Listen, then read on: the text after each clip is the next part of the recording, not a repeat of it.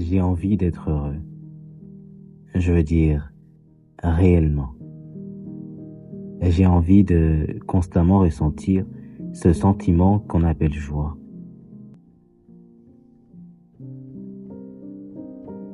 Je sais que vous vous êtes déjà tous dit ça. Vous avez sûrement déjà compris que le récit d'aujourd'hui parle du bonheur.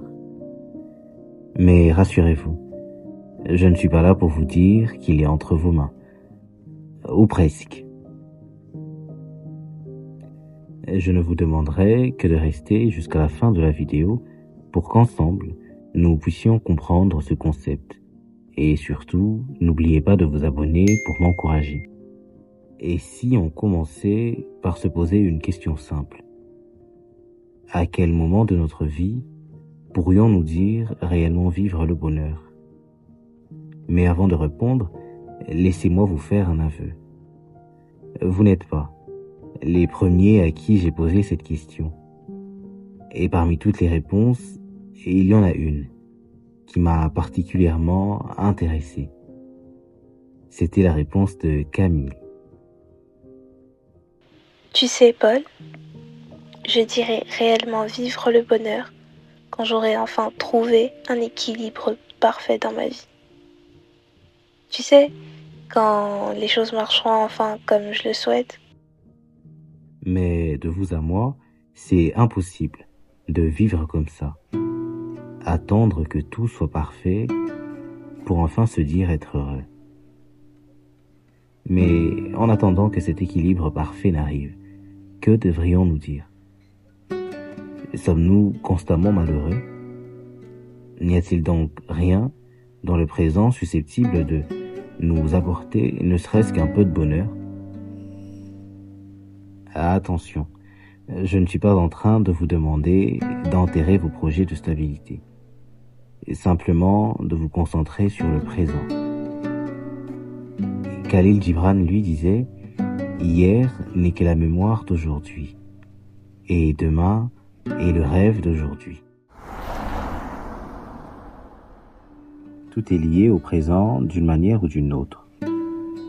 Alors si le présent est tout ce que nous avons, pourquoi devrions-nous le traiter comme une salle d'attente? Je veux dire qu'on est tout le temps en train de prévoir le moment où on sera heureux, toujours en train de se projeter, de calculer. Résultat, on passe très souvent à côté de l'essentiel, comme si le bonheur était un goal que l'on recherche constamment à atteindre. Et même après l'avoir atteint, on en demandera plus.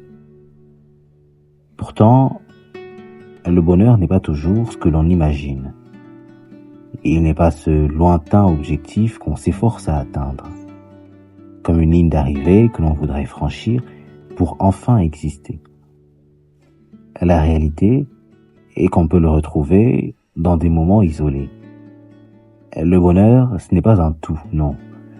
Il est fragmenté. Fragmenté en ces parenthèses qui viennent colorer la toile de notre existence. Le bonheur naît du regard que l'on pose sur les choses. Parce que quand on y réfléchit bien, qu'est-ce qui ferait notre bonheur? Ce que l'on s'est imaginé dans nos têtes ou ce que la vie nous propose? Fermez donc vos yeux et imaginez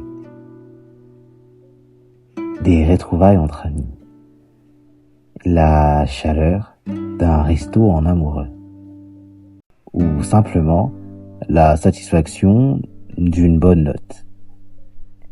Je ne sais pas, un plat que vous arrivez enfin à cuisiner. Tous ces exemples de la vie nous prouvent bel et bien que le bonheur n'est pas que dans les prêts. Non, le bonheur est bel et bien dans le présent.